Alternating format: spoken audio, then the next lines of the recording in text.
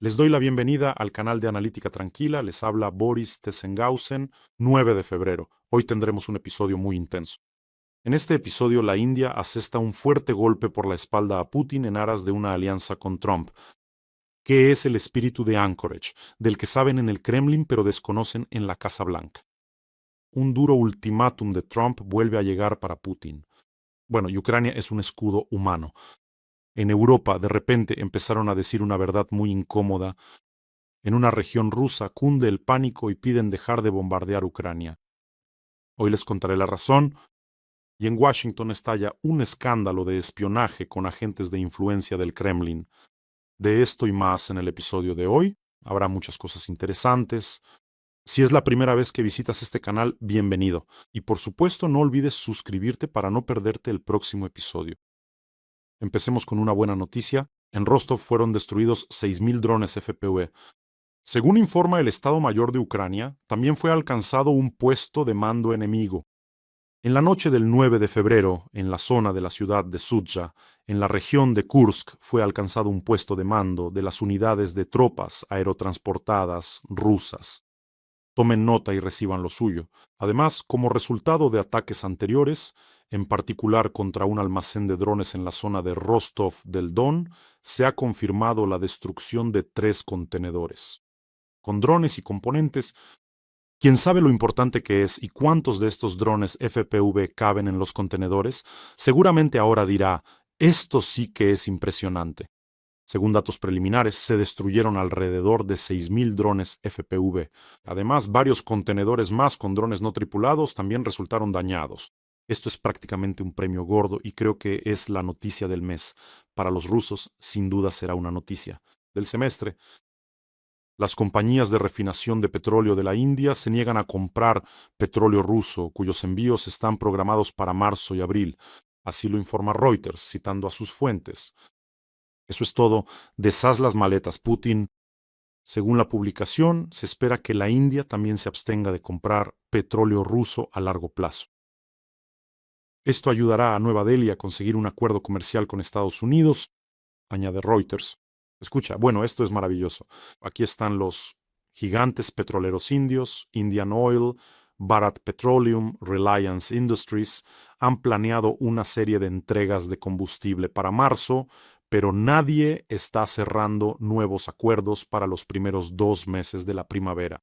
La mayoría de las otras refinerías de petróleo más pequeñas también han dejado de comprar petróleo ruso, afirma la agencia. Y una cita: la diversificación de las fuentes de energía, teniendo en cuenta las condiciones objetivas del mercado y el cambiante entorno internacional, es el núcleo de nuestra estrategia, informa el Ministerio de Asuntos Exteriores de la India. Bueno, envolvieron una frase muy simple en una envoltura diplomática compleja. La India está optando por el más fuerte, y el fuerte es Estados Unidos, no Rusia. Tuvimos una buena conversación, ¿no? Bueno, ¿cómo es eso posible? India, junto con China, compraron la mayor parte del petróleo ruso. Bueno, ¿cómo es eso posible? Bueno, dieron esos descuentos. Modi, ¿qué está pasando? Para entender la magnitud de esta traición económica, veamos las cifras. A mediados de 2025, ese fue el pico de compras de la India, más de 2 millones de barriles al día. Eso compraba la India. Ahora, a principios de 2026, los suministros han caído a 1 millón de barriles. Es decir, la cuota se redujo a la mitad. Se encogió, como le gusta decir, al plesiosaur. La India ya ha reducido sus compras a la mitad, y esto es solo el comienzo de la agudización primaveral. Después la agudización será para Putin, por supuesto. Luego cambian el petróleo ruso por petróleo estadounidense. Además, Trump propuso reactivar los suministros desde Venezuela, por cierto, donde incluso prometieron a las empresas indias acceso a la extracción. Vaya, eso sí que es sorprendente. La India es una gran maestra que engañó a Putin en todos los aspectos. ¿Y quién no ha engañado a Putin? Ahora mismo, la India compró durante 2 años petróleo ruso con enormes descuentos, y ahora simplemente dice, alianza estratégica, tuvimos descuentos muy buenos. Bueno, no pasa nada, ahora estamos con Estados Unidos, ahora tenemos otro acceso al mercado estadounidense. Suelten a la medusa calva que vuelva a sentarse ahí en su presidium del Comité Central del PQS y le cuente a todos que nos engañaron, que nuestro amigo nos apuñaló por la espalda. ¿Cómo es posible? La ventana de oportunidades para Rusia se está cerrando rápidamente, y me refiero también a la guerra en Ucrania, entre otras cosas. El invierno está llegando a su fin. Sí, Putin todavía tendrá tiempo de atacar varias veces más nuestra infraestructura energética, pero eso ya no cambiará nada de manera fundamental. India está rechazando el petróleo ruso, la economía de Rusia se está resquebrajando, y ahora además está Trump, está poniendo un ultimátum. 4 meses para firmar un acuerdo de paz. Y eso no es todo. La segunda puñalada de la India por la espalda de Putin. La India se ha sumado a la lucha contra la flota en la sombra. Cerca de la costa de Mumbai han sido detenidos 3 petroleros de esa misma flota en la sombra. Nada personal, solo negocios. Las autoridades indias se han unido a la campaña contra la flota mundial en la sombra, que fue iniciada por Estados Unidos en enero. Militares indios detenidos cerca de la costa de Mumbai. Son 3 petroleros los que están implicados, pero aquí la redacción es muy importante. Citas 3 petroleros, quienes están involucrados en el contrabando y controlados por un sindicato criminal global. ¿Entiendes cómo se llaman ahora Putin e Irán? Sindicato Mundial del Crimen. Así lo anunciaron las fuerzas de la Guardia Costera de la India. No me hago ilusiones de que mañana la India no vuelva a girar hacia Rusia, pero la India fuerte ha elegido al fuerte. Ese es Estados Unidos. Por ahora, Estados Unidos tiene mucho más que ofrecer. Que puede ofrecerle a la India, y eso seguirá siendo así por mucho, mucho tiempo. Así que Putin, lo siento, hazte a un lado. Tú vete por ahí al banquillo de los suplentes, Por cierto, con este motivo se puede volver a ver alguna vieja película india con Mithun Chakraborty. Confiesen, ¿quién iba al cine a ver películas indias? O mejor dicho, ¿quién es del Mesozoico? Eso seguro que no solo iban al cine, sino también a los videoclubes. Eso sí que era un milagro. Los videoclubes de los 90, ¿recuerdan? Así, las sillitas alineadas, un televisor pequeño colgado debajo o encima, un videograbador, y desde los casetes ponían películas de acción sin parar, indias y algunas otras más. En general, en mi opinión, solo había 2 traductores con estas pinzas de ropa en la nariz. El cine indio es una historia aparte. Mithun Chakraborty. Ya sabes, en las películas indias, el mismo actor interpretó al mismo villano en todas las películas. Es decir, un solo actor interpretó a todos los villanos. Así es como será correcto. Y recuerdo varios momentos en particular. Bueno, eso de que cantaban y bailaban, creo que todos lo recuerdan. Recuerdo un momento que me impresionó tanto simplemente en esos videos. Por cierto, el precio de la entrada en esos videoclubes iba de 60 cópex a 1 rublo. Los hacían en cualquier parte, en sótanos, en casas, en talleres, en algún centro comunitario. Incluso los hacían en las escuelas en general, era un negocio rentable. Así que recuerdo un momento de una película india, creo que también era con Mithun Chakraborty, cuando los bandidos rodearon al protagonista y se quedaron ahí chasqueando los dedos por alguna razón. No sé si querían asustarlo o si era para acompañar alguna música. El protagonista bailó, cantó y luego empezó a chasquear los dedos, pero con un sonido simplemente increíble, algo así como esto. No sé, como si le hubieran puesto un micrófono, ese eco repetido una y otra vez. En fin, así fue como él, por supuesto, derrotó a todos esos villanos. De pequeño luego pensaba que había algún secreto en esos chasquidos. Iba por ahí chasqueando los dedos, practicando, pensando que tal vez en algún momento me serviría. No me sirvió, la verdad. Bueno, lo supe demasiado tarde. Sigamos adelante. Si Europa comienza a atacar a Rusia, recibirá una respuesta militar completa, declaró el ministro de Asuntos Exteriores de Rusia, Sergei Lavrov. ¿Y cómo se llama esa enfermedad? Ahí están sentados en Rusia diciendo, si nos atacan, les vamos a mostrar de lo que somos capaces. ¿Alguien le puede explicar esto a ese personaje del hipódromo? Tal vez pueda entender que si Europa se está preparando para la guerra, no es para atacar a Rusia, sino para defenderse. Porque son ustedes, los rusos, los que no son racionales. Si tomamos a todos los vecinos de Rusia, los que comparten frontera con ella, entonces Se pueden contar con los dedos de una mano a aquellos a los que Rusia no ha atacado. Rusia, al igual que la Unión Soviética con esas ambiciones imperialistas, siempre atacaba a sus vecinos, constantemente. Así es como se afirmaban a sí mismos. Su imperio se sostiene en eso. En la frase podemos repetirlo, pero en Ucrania no les salió muy bien eso de repetirlo. Putin se atascó. En el cuarto año de la invasión a gran escala no se ha alcanzado ni un solo objetivo estratégico. Tienen que, de alguna manera, pedirle a Estados Unidos que le pida a Ucrania que le entregue a Putin una parte del territorio que hasta ahora no ha podido conquistar. Todavía no ha ocupado completamente el Donbass. Imagínense por un momento, desde 2014 la guerra continúa y ya es el cuarto año después de la invasión a gran escala.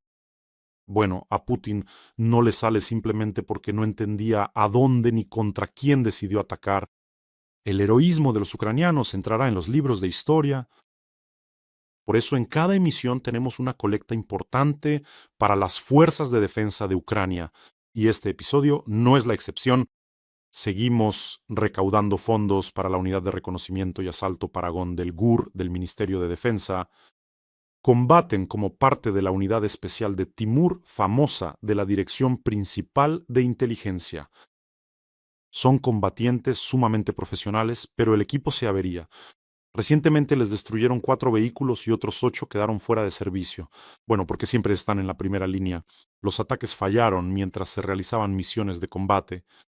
Pero escriben los gurovitas, lo más importante es que todos están vivos y bien. Todo lo demás es solo trabajo. Vamos a ayudar. De Chado. Y por favor mira este video. Бажаю здоров'я. Ми підрозділ спеціальних дій Парагон Компані. Відкриваємо збір та потребуємо вашої допомоги. За останній час ми втратили 4 авто. Також 8 бойових автомобілів потребують негайного ремонту. Це постійна проблема – ремонт та обслуговування наших тачок. Проблема є негайною, тим паче за діючих умов. Тож просимо вас долучитися до нашого збору. Кожен донат та репост є надважливим. Слава Україні! Героям слава! Los asaltantes y exploradores de la Dirección Principal de Inteligencia están aplastando al ocupante sin piedad, de manera honesta, pero ahora necesitan nuestra ayuda. Ayudémosles con esta recaudación. El enlace para donar está en la descripción de este video. Allí hay opciones de Mono, Privat y PayPal para quienes quieran ayudar desde el extranjero. Y siempre hay un código QR con el que también se puede acceder a la recaudación. Y en cada episodio les doy las gracias personalmente de mi parte y de parte de cientos de nuestros soldados a quienes ya han ayudado, y también de parte de aquellos que, gracias a ustedes, han salvado su vida. Gracias de parte de los médicos, de los artilleros, de los exploradores. Muchísimas gracias. Ustedes son una gran fuerza. Bueno, de la gente luminosa, de la gente fuerte, de nuestros titanes, volvemos otra vez al pantano. En el Kremlin vuelven a invocar el espíritu de Anchorage, el entendimiento entre Rusia y Estados Unidos, alcanzado en las negociaciones entre Putin y Trump en Anchorage, es fundamental. Puede impulsar el proceso de resolución del conflicto en Ucrania, declaró la bigotuda cortesana de Putin, Dmitry Peskov. En efecto, existe toda una serie de entendimientos que se alcanzaron en Anchorage, los cuales fueron anunciados en vísperas de Anchorage durante la visita del señor Witkoff. Y fue precisamente después de esto que surgió la necesidad de celebrar una reunión al más alto nivel. Por eso, este conjunto de entendimientos que se alcanzó es, de hecho, el espíritu de Anchorage. Al parecer, anticipando la pregunta, ¿qué es exactamente el espíritu de Anchorage? ¿Cuál es esa fórmula de Anchorage? Peskov añadió, no queremos entrar en detalles. ¿Y de verdad para qué no es cierto? Ya nos tienen hartos con todo con ese espíritu de Anchorage. Trump ni siquiera ha oído hablar de eso. Y en general, ese espíritu de Anchorage está aquí con nosotros en la misma habitación o no. ¿Saben a qué llaman ellos el espíritu de Anchorage? Aquí Peskov lo acaba de descifrar. Durante la visita de Witkoff y la conversación con Putin, él entendió mal a Putin. Regresó a Estados Unidos y dijo que con Putin se puede llegar a acuerdos. Rápidamente organizamos un movimiento en Alaska. Putin voló a Alaska. Trump dijo que Witkoff había entendido mal algo y, básicamente, así fue como terminó todo. ¿Recuerdas cómo Trump se fue temprano? Putin murmuró algo y cada uno siguió su camino. Este es el espíritu de Anchorage. Y ahora la medusa del Botox anda por ahí con este espíritu y la fórmula de Anchorage. Ya debería quedarse sentado y callado. Y otra noticia más que simplemente tenía que suceder. Creo que este escándalo tenía que ocurrir. Se desató un gran escándalo en torno al jefe de la Conferencia de Seguridad de Múnich, Wolfgang Ischinger. En una entrevista declaró abiertamente que un alto el fuego en Ucrania es peligroso para la OTAN porque le daría tiempo a Rusia para rearmarse. Traducido del lenguaje diplomático, mientras los ucranianos mueren, Europa está a salvo. Mientras la guerra continúa, Berlín puede prepararse tranquilamente. Ischinger prácticamente admitió que Ucrania es hoy en día el escudo humano de Europa. Todos ya lo sabían, pero nadie o casi nadie lo decía en voz alta.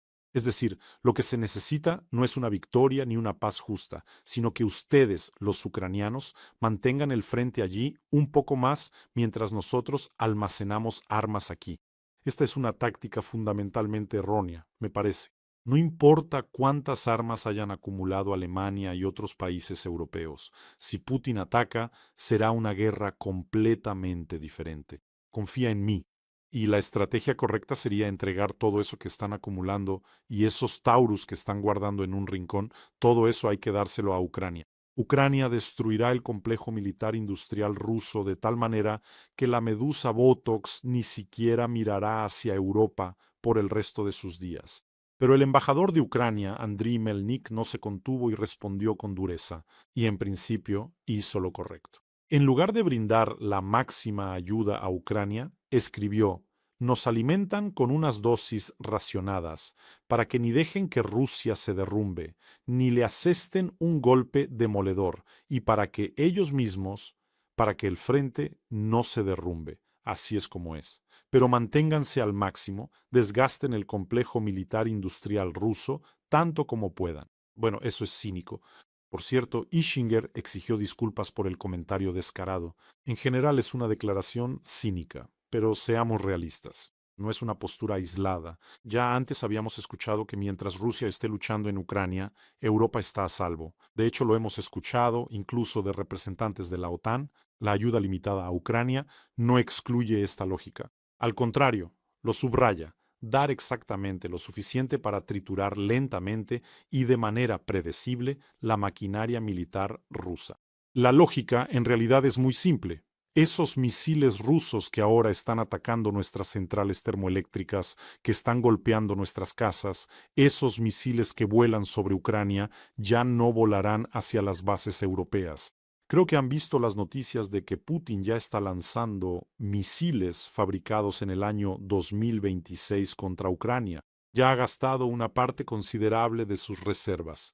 Aguanten un poco más, ucranianos. Vamos, reciban aún más misiles y drones. Y entonces, solo entonces, la estrategia de debilitar a Rusia a costa de Ucrania se discute no solo en Europa, por cierto. Recuerden que, bajo la administración de Joseph Biden, se le pidió insistentemente a Ucrania que no atacara las refinerías rusas. Muchos probablemente lo recuerdan. Y aquí, por cierto, a pesar de todo el cinismo de Donald Trump, cabe señalar que fue él quien comenzó a asfixiar duramente a la industria petrolera rusa. Sanciones contra Lukoil y Rosneft. Ahora, este rechazo de la India, bajo la presión de Estados Unidos, bueno, digamos bajo una presión suave de Estados Unidos, el rechazo de la India a comprar petróleo ruso es en realidad un verdadero cisne marrón para Putin. Por supuesto, para Donald Trump lo principal es el negocio puro, la falta de deseo de ayudar a Ucrania, a los ucranianos. Pero tengo una pregunta: ¿quién le impedía hacer lo mismo a la administración de Joseph Biden? ¿Quién le impedía a Joseph Biden vendernos los Tomahawk, venderlos a Europa y que Europa nos los vendiera a nosotros? ¿Quién impedía hacer esto? ¿Quién impedía imponer sanciones contra Rosneft y Lukoil? Otro punto importante: la estrategia actual, tanto de Estados Unidos como probablemente de Europa, es la siguiente: debilitar a Rusia, reducir sus recursos militares y políticos, pero no permitir su desintegración. Esto es importante: no permitir la desintegración, porque la desintegración de Rusia es una pesadilla para Europa y Estados Unidos. Aunque me parece que esa pesadilla está muy exagerada. Piensan que habrá millones de refugiados, inestabilidad en la frontera. Y la mayor pesadilla para Estados Unidos es el armamento nuclear sin un centro de control. Por eso no buscan vencer ni desmantelar, sino mantener a Rusia en un estado de debilidad crónica. Y aquí Ischinger simplemente dijo en voz alta lo que normalmente se calla. El desmantelamiento, quienes más desean el desmantelamiento de Rusia son, ante todo, sus vecinos. Por eso las declaraciones de Alemania y Francia son tan diferentes de las declaraciones, por ejemplo, de Estonia y Finlandia. Los vecinos de Rusia entienden perfectamente que, si no es desmantelada y fragmentada, tarde o temprano vendrá a ellos con una nueva guerra. Y como mencioné al principio del programa, es más fácil enumerar a los vecinos de Rusia con los que no ha estado en guerra, tanto Rusia como la Unión Soviética. Rusia ha logrado pelear con la mayoría de sus vecinos, con Finlandia, con Polonia, con Letonia, con Lituania, con Estonia, con Japón, con Ucrania, con Georgia. Y si Ucrania recibiera en masa misiles de largo alcance y acceso total para atacar la retaguardia de Rusia, Rusia podría desmoronarse en un año. Especialmente en ese momento, recuerden ese instante cuando los ucranianos expulsaban a los rusos de su territorio, cuando los rusos huían de las afueras de Kiev, luego se les derrumbó el frente en la región de Kharkov, cuando Ucrania liberó Jersón. Y fue entonces cuando los ataques, es decir, el ejército ruso estaba desmoralizado, todavía no se habían construido esas líneas de defensa, esas fortificaciones defensivas, y fue entonces cuando los ataques masivos al territorio ruso, a los almacenes, nadie habría huido a ningún lado. Pero tenían miedo de que Putin utilizara armas nucleares. Aunque yo creo que él nunca las usará, eso pondría en peligro su propia vida y la de sus compinches. Así que nunca pondrá eso en riesgo. Por eso para Occidente Putin es malo ahora, pero predecible. Ellos piensan que eso es mejor que el caos. Todos temen que si en Rusia empieza a suceder algo así, si Rusia comienza a desintegrarse, puedan aparecer 5 o 10 caudillos como Kadyrov y Prigozhin, o algún otro nuevo. Algunos de sus generales dividirán Rusia en regiones, empezarán a gobernar allí y cada uno tendrá su propio arsenal nuclear. ¿Y qué pasará después? Corrupción. ¿A quién le van a vender esas armas nucleares? A algún tipo de terroristas, y esa ya es otra historia completamente diferente. Por otro lado, siempre hay que mirar a la historia. La Unión Soviética, un estado nuclear, se desintegró y todos lo superaron bien. Y se podrá retirar el arsenal nuclear, comprarlo por mucho dinero bajo garantías de seguridad que nadie nunca va a cumplir, como hicieron con Ucrania. Por cierto, amigos, no olviden suscribirse a este canal. Aquí estamos luchando contra la propaganda de Putin y ya somos casi 500,000 en el canal principal. Esto es muy serio, así que asegúrense de suscribirse. Que más personas estén del lado de la verdad, del lado luminoso. Y otra noticia importante de Reuters. Funcionarios ucranianos y estadounidenses discutieron un cronograma que prevé la preparación de un proyecto de acuerdo con Rusia para marzo de 2026. Además, el cronograma contempla la realización de un referéndum en Ucrania, junto con las elecciones en mayo, precisaron las fuentes. Pero no creo en esa fecha, que sea tan pronto. Para el verano todo puede ser, todo va en esa dirección.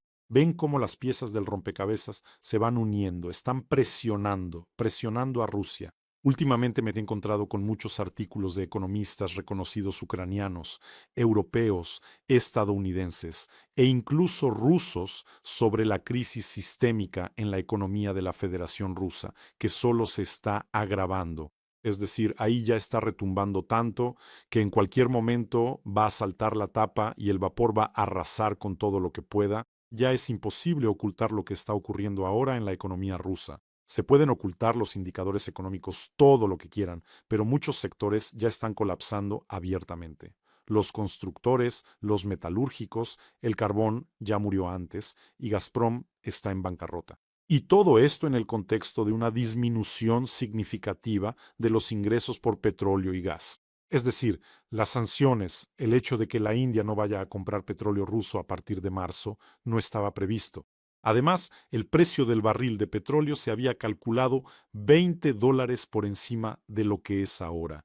¿Se lo pueden imaginar? Es decir, los economistas dicen abiertamente que este año es decisivo para la economía rusa. Allí ya se están produciendo procesos muy serios y, en cierto sentido, irreversibles. Bueno, y en cuanto al Fondo de Bienestar Nacional, como ya he dicho, los rusos lo habrán agotado para principios del verano. Ahí es precisamente donde Trump, como le gusta decir, tendrá todas las cartas en la mano, unas cartas excelentes. Y hay otra noticia que me parece importante.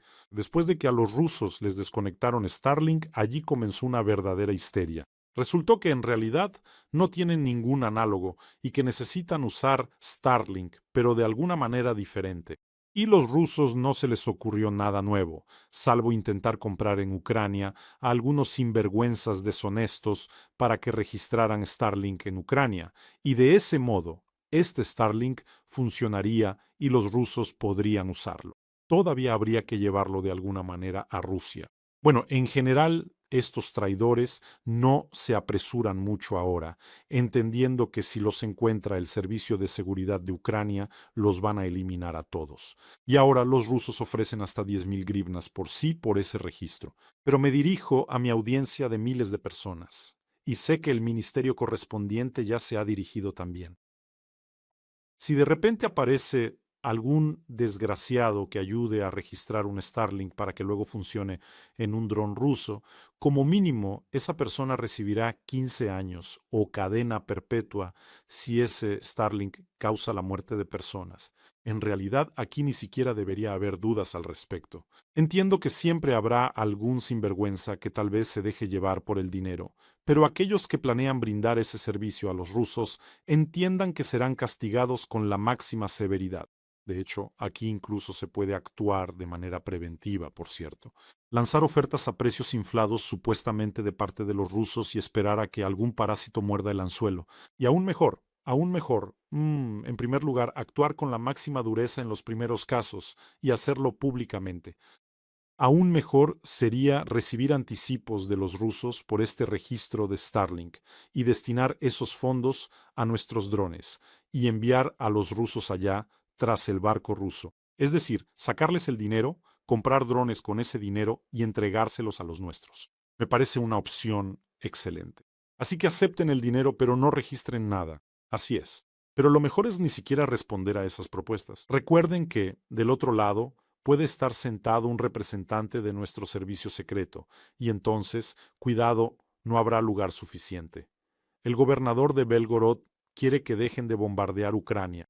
No han oído mal, es decir, está muy nervioso. Allí ya está desalojando a algunas personas porque no tiene luz, no tiene calefacción. En respuesta, también le llegan ataques, y el gobernador de Belgorod, Gladkov, dijo que antes de atacar a Ucrania, primero den la cantidad necesaria de sistemas de defensa antiaérea para Belgorod. Le dijeron que eso es imposible y que es difícil proteger Belgorod porque está cerca de la línea del frente. Y entonces, con el corazón en la mano, el gobernador de Belgorod dijo: que nos den primero la defensa antiaérea y luego que bombardeen Ucrania. Nos han abandonado. No pueden protegernos. Por cada ataque a Kiev recibimos una respuesta. No pueden proteger a la gente en Belgorod. Que no bombardeen a nadie. Como si hubiera abierto los ojos, ¿eh? Creo que en primer lugar lo van a sancionar por esas palabras. Y en segundo lugar, ven cómo resulta todo esto, ¿verdad? Y es que la guerra, después de todo, ha llegado al territorio de Rusia. Cada día penetra más y más en este territorio. Creo que los rusos pronto van a sentir en su propio bolsillo, en sus impuestos y en los precios, lo que significa la guerra. Sí, sí, precisamente esa conexión debe estar en la mente de los rusos, que la guerra que empezó Putin, que devoró billones, podría haber hecho ricos a cada ruso. No, Putin lo echó todo a la hoguera de la guerra. Esto es la guerra. Por eso salgan, protesten. Así, el lema de tomar Kiev en 3 días se ha convertido en un ruego de dejen de bombardear Belgorod, y para los rusos solo irá a peor, créanme. Bueno, y Ucrania resistirá, sin duda resistirá. Lo que hizo Putin fue su error fatal, atacar a Ucrania. Ucrania será la tapa del ataúd para ese monstruo. Y además le clavarán una estaca de fresno en su negro y podrido corazón. Cuídense, cuiden a sus seres queridos, suscríbanse a este canal. Y les pido mucho, ayudemos a nuestros exploradores y asaltantes. El enlace para donar está en la descripción de este video. Que tengamos todos un día tranquilo y gloria a Ucrania.